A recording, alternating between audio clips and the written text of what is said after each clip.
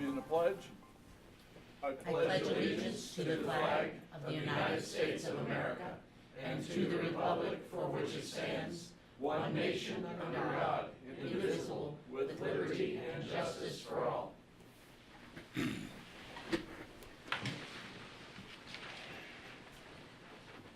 We have several presentations today.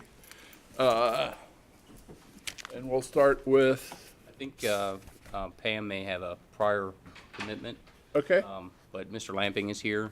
Okay. Carl, do you want to just give us a quick assessment on some of the damage from the flood? And then I believe he has a resolution for your consideration. okay.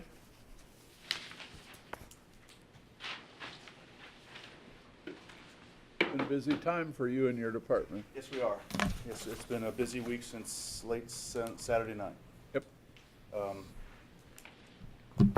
I'm not exactly sure where to start because Pam's usually done this for you. I've been behind Pam trying to help support with the support operations. But from the building department's point of view, we've received a lot of calls trying to get the inspections done for reconnections for electrical utilities and things like that. We're trying to manage all the different requests, trying to get our staff in the area and get these inspected. One of the things that we're asking is that after the floodwaters have receded and the homeowners have had a chance to do any minor repairs to their house that might have been caused by the damage, wet carpet and flooring and things like that, to have all that cleaned up so that we can come and inspect it. We're not going to be able to turn on the electric utilities to a house that had the electric systems wet. They have to be dried out, cleaned out, and or repaired and replaced. I was down in Richmond yesterday, and there was a request to come look at the building, and we went because we were there. We said, okay, we can get this done, and he said he was ready. And when we got there, it was right across the street. When we walked over, I said, well, what's in the basement? He goes, well, that's our cellar. So we opened it up, and it was still full of water.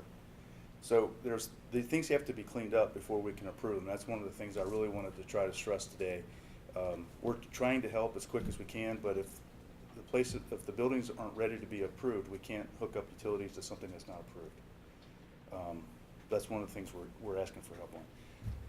I want to let the public know that if they're ready to have their buildings inspected, to call our office. We've got staff ready to take their call and schedule their inspections. We're coordinating on our side with the New Richmond zoning and Duke to be able to coordinate the inspections and release in a timely manner.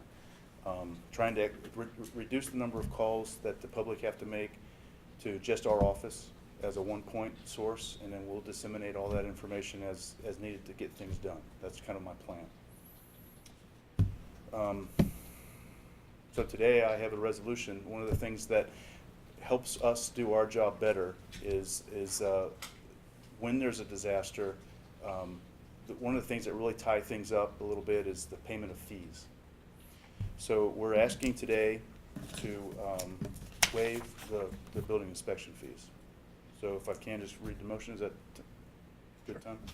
I'd like to recommend, on my recommendation, with the concurrence of Ms. J. Eigel, County Administrator, to adopt resolution number 027-18, resolving to authorize the waiver of county-imposed fees for inspections directly relating to the reoccupation of evacuated buildings and structures during the recent severe storms and the flooding of the Ohio River and its tributaries within Clermont County. Through March 16th, 2018, pursuant to and in concert with resolution number 026-18, heretofore ratified by the Board of County Commissioners on 2/26/2018, in and as it relates to the declaration that a state of emergency exists and will continue to exist in Clermont County as a result of the cumulative adverse effects of the recent rainstorms and Ohio River flooding, respectively. We have a motion to adopt resolution 27-18 is presented. So moved. I'll second the motion, yeah. Mr. Painter? Yes. Actually, I'd like to have a discussion if we could, just. Go right ahead. Second, yeah, I'd like to amend that if we could, make a motion to amend that so that it would be retroactive to Monday, the 26th, Because I think, Carl, this is today, but you had people coming in yesterday Yes, sir. asking for it. So Yes, this would be, And Monday, yes, sir. so this would be relative to today, which is the 28th, but we had people on the 26th and 27th who came in. So we should make that retroactive, or I'm not sure if that, doesn't seem like that would be incorporated into this resolution. It says it's effective through March 16th, and then it's in concert with the declaration of emergency done on Monday, the 26th. So I we think can. I think we're covered. Oh, it says ratified by the 26th. Okay, I'm sorry. I didn't see the second. Okay, good. Yep. Good discussion. I'll waive the extra motion, and Good discussion. we've got a first and a second. Mr. Daniel? Yes. Mr. Yubel? Yes, Mr. Humphrey? Aye. good. Thanks, Carl. Very much. I appreciate Thanks, it. Carl. Thank you. Mr. Humphrey, Pam is here, so I don't know, I Pam, see if you have Pam. anything? Hi, Pam. I gave all the answers, so. Hey, Carl, let those guys know over there in the building inspection department, thanks for the hard work. You know, I know it was difficult. There's a lot of work to be done in New Richmond. We're in the middle of it, it's not over. Yep. We had people in the office late last night trying to do the administrative stuff, so not just the inspection staff, but also the clerical staff. I appreciate your time. Oh, no Yes. problem. Carl, is it mostly New Richmond? I know that's where most of the population is, but what are you seeing, like in Neville and Moscow? Right now, my numbers aren't exact, so they're not ready to be reportable, but the numbers that I currently have are 50 to 60 buildings in New Richmond and 20 buildings outside of New Richmond. So yes, it's mostly populated in New Richmond, where, for example, I was in Moscow. Moscow has a lot of the buildings that get touched by the water, where the water currently rose to. Those have already been either repaired or elevated or things like that. I met with the mayor, and he said another 6 or 8 inches, and we would have a lot more damage than what they did have. So he was thankful that it stopped at the level it stopped at. Good. Okay, good. Thank you. Pam, Hi, Pam Haverkoss, Clermont County Emergency Management Agency. who has been equally busy, even maybe more busy. Yes. So, the Ohio River currently is at 56.56 feet as of 8 a.m. So the water is still receding. So we're working with all of the local communities to gather information about roads reopening, and then all of that information will go out through the Office of Public Information. We are working with all the public works agencies to get those roads cleared and cleaned. So we're talking about how do we get the debris and the mud off the roadways to avoid that transportation hazard. We're also working with the coordination amongst all the government agencies. So we have staff in the office right now that's going to be sending out information to all of the affected communities to gather information on their costs that they have incurred for emergency response and debris management, because we have to roll those back up to the state. And then right now we have personnel out in the field trying to gather information about what faith-based nonprofit partners are already out in the community providing services. And then we're going to start to pull all those resources together so that we're not duplicating efforts. And then we're figuring out what gaps we might have so that we can bring in additional resources to fill those gaps. So right now we have we're working on a regional donations management plan for all the communities that are affected, not just in Clermont County, but Hamilton County and Brown County, as well as Northern Kentucky and Indiana. And so we'll have more information on where that donation collection site will be. And then we'll have a distribution plan about how it's going to get out to the affected communities based on need. Again, a lot of that comes down to gathering that damage assessment data and then identifying what the unmet needs of the communities are, and then bringing those appropriate resources in. We've had a lot of inquiries from various faith-based and nonprofit partners that actually specialize in mud out or muck out, and so we're coordinating with them to bring in their resources when the time is right. Again, as the water starts to recede and the residents get back into their homes, we'll be bringing in those resources to support them with that cleanup. Cleaning supplies showed up yesterday Yeah, in the afternoon, probably about 1 o'clock. yeah, so They we, had people coming around. yeah, Matthew 25 is already in the Village of New Richmond, as well as Lowe's, we know, so we're trying to just gather all that information, create one collection and distribution point, and then figure out what gaps they have so that we can bring in those additional resources that we've kind of just been gathering information to this point. And again, more information to follow on hours of operation for the donation center, what donations we're accepting and what we're not accepting, and then also at the distribution points, what are their hours of operation, what are we handing out right now, what are we going to need long-term, because there are going to be some long-term needs. Again, all of those donated items would go to the donation collection site until we're ready to use those resources. I think So that's we'll have an update at our next meeting, which is next Wednesday. And in the meantime, I'm sure public information will get the word out to the press. Yeah, we still have a shelter open. I didn't get a count for how many people stayed in the shelter overnight, but as of yesterday, we still had 12 residents that were in the shelter. We will keep that shelter open until we can find, temporary or long-term housing for those individuals. So the Red Cross is working on trying to identify what needs those individuals have to get back into their current residence, or if we need to look for short-term or long-term housing options for them. And the Red Cross said they'll give 48 hours notice before we start to close down the shelter. And then we still have the Tri-State Card has a pet shelter, and I believe that overnight they had 5 pets. So we've had a few pets that have been rescued that they did not know the owner. So they've been able to identify those owners and get them reunited with their family members. So again, we're down to 5 pets. And again, we're just working on more recovery planning, the donations management plan, the coordination of volunteers, not only those that are interested in volunteering, so more the spontaneous volunteers, but also the coordination of all of those affiliated organizations and nonprofit groups that are going to come in and support the recovery to make sure that we are addressing the needs of all of our communities that are affected across the entire Ohio River Valley area. Yeah, I know we're focusing heavily on New Richmond, but we don't want to forget that Washington Township, Franklin Township, Monroe, and Pierce in Ohio were also affected, so we'll make sure that we're integrating all the needs of those residents as we move forward. I think that's it. Kathleen, do you have anything else you want to share?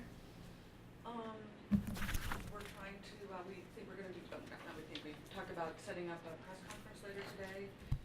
We do have a lot of information that we want to get out, and it's coming out in fits and bursts, and this will be an opportunity to sort of lay out, this is where we are right now, and this is all the things that our citizens need to know. And also an opportunity to thank everyone who's, first responders and volunteers, et cetera. So I'm going to be working on setting that up and calling information from Pam and the members of the Unified Command, and I think Commissioner Painter's going to be there, which we appreciate. So anyway, that's what we're working on right now. Pam, there's supposed to rain tomorrow and Friday. Yeah. Any predictions as to how much that will raise the river? Or, I mean, we're not going to go back to the state we're at 60.5, but what's going to happen? From what I've heard from the National Weather Service and the local media, yes, we're going to see rain. It shouldn't raise the levels per se, but it's going to slow down the recession of the water. So we might see an impact on how quickly it gets below flood stage. But we shouldn't see where we're going to have any increase in the flood levels. As far as just a comment, the lessons learned from 97 until now, this was, the effort was well coordinated. I understand that no one was hurt because of this flood. There were no injuries, and that there were no injuries because of the tornado that touched down either. And, my hat's off to, all the workers that worked so hard to make sure that was a safe environment, that people could get safe access to their homes to take care of their dwellings and of their belongings. And I never ran across one person working in New Richmond that was dissatisfied with the response. So, I think that's great. You guys did a great job. And a lot of the success that we have stems from flood mitigation practices that the county has implemented. After the 97 flood, we implemented a lot of flood regulations elevated properties, elevated utilities, did property buyouts to repetitive loss properties, and all of those contribute to not seeing the level of damage that we would have in another case if those had not occurred. So that hats off to the building department for their floodplain regulation implementation and all of the communities and their zoning regulations. Thanks for the update. Yeah, thank you. We have a consent agenda. It was mailed to us on Friday. Several items in there. If there are any items that need to be pulled, please let me know. Otherwise, I'll entertain a motion to accept the consent agenda as prepared. So moved. Is there a second? Second. Mr. Hubel, Yes. Mr. Painter, Yes. Humphrey, Aye. Next is the non-consent agenda, item number 3. We have a resolution 28-18 in the, to pay our bills in the amount of $1,317,081.41. Do we have a motion to pay our bills? So moved. I'll second the motion. Mr. Painter, Yes. Mr. Hubel, Yes. Mr. Humphrey, Aye. Item number 4. Good morning, Commissioners. Morning. Hello, Adele? Adele Evans, Assistant Director of Community and Economic Development.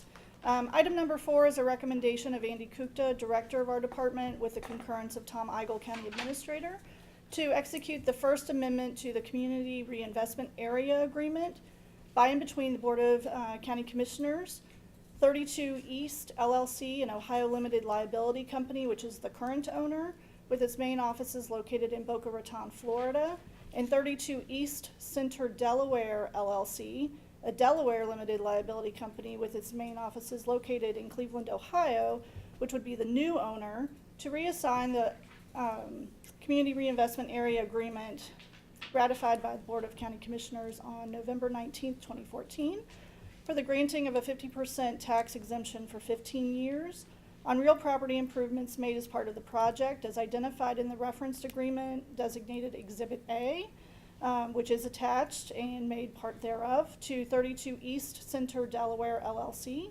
And this is pursuant to Article 15 of that agreement, with all other terms contained therein to remain in full force and effect, all of which is in concert with Section 3735.65 through 3735.70 of the Ohio Revised Code, and in consideration of the investment to be made by 32 East Center Delaware LLC for the expansion and retention of economic development, as well as the preservation and creation of employment opportunities within the designated boundaries of the Union Township Area 2 Community Reinvestment Area in Clermont County, and to direct the clerk of the board to forward the referenced amendment by and between the Board of County Commissioners, 32 LLC and 32 East Center Delaware LLC, to Ohio Development Services Agency, the Ohio Department of Taxation, and the Clermont County Auditor.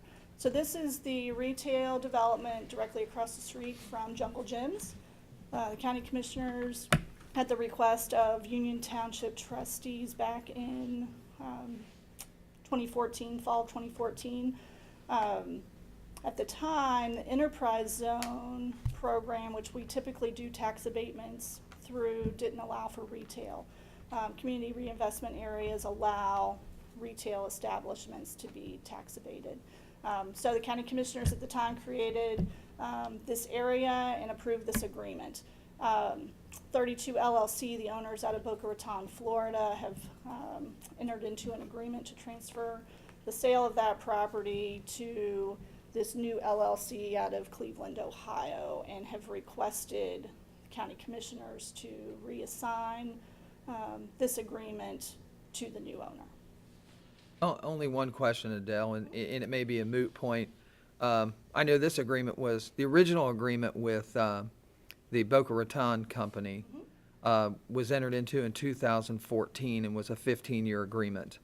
Are we extending that 15-year agreement, or are we giving this new company the remaining 12 years and so many months? The remaining time, Okay. so it does not extend it. Do we have a And motion? all of the, and all of the investment that needs to be made and the new created jobs that 32 LLC committed to, this new company is committing to those same Okay. requirements. We have a motion to execute the First Amendment to the Community Reinvestment Area Agreement as discussed. So moved. Second. Mr. Ubel? Yes. Mr. Painter? Yes. Mr. Humphrey? Aye. Thank you. Good. Item number 5, Mr. Grabowski. Good morning, all. Good morning.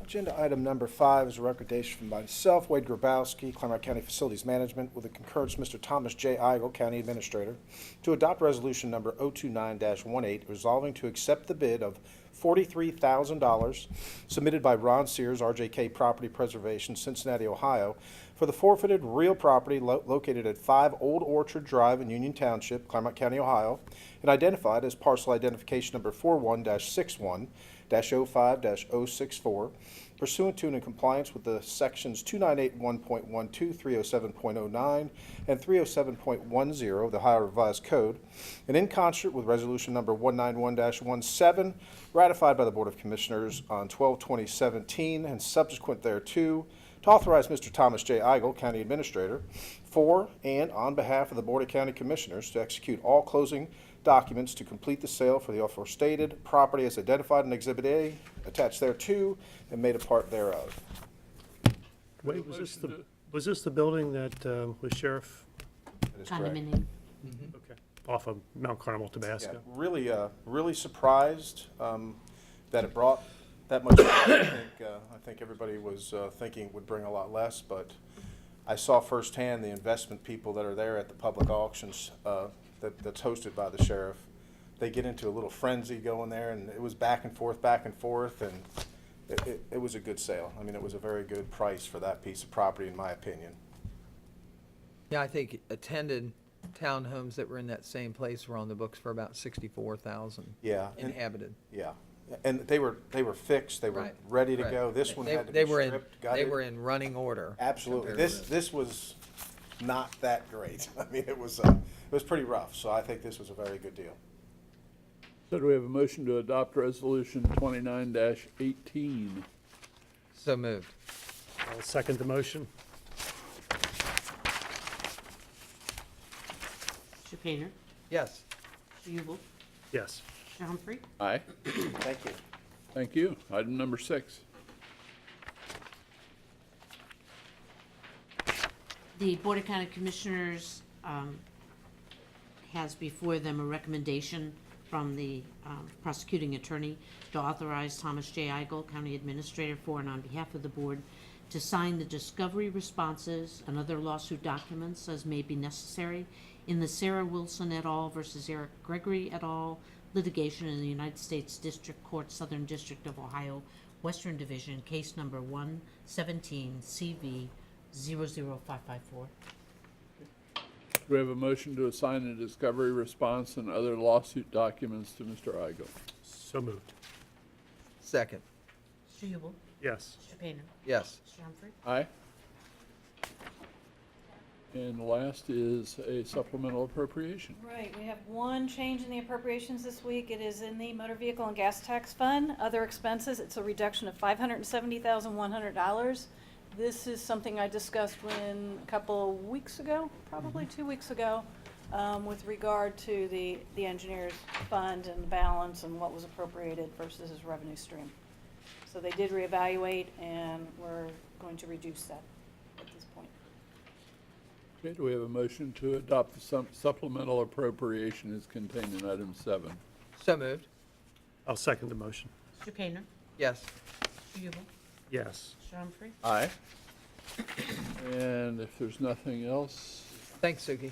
we have a need for executive session pursuant to 121.22 G1, G3, and G4 of the Ohio Revised Code to consider the appointment, employment, dismissal, discipline, demotion, or compensation of one or more public employees.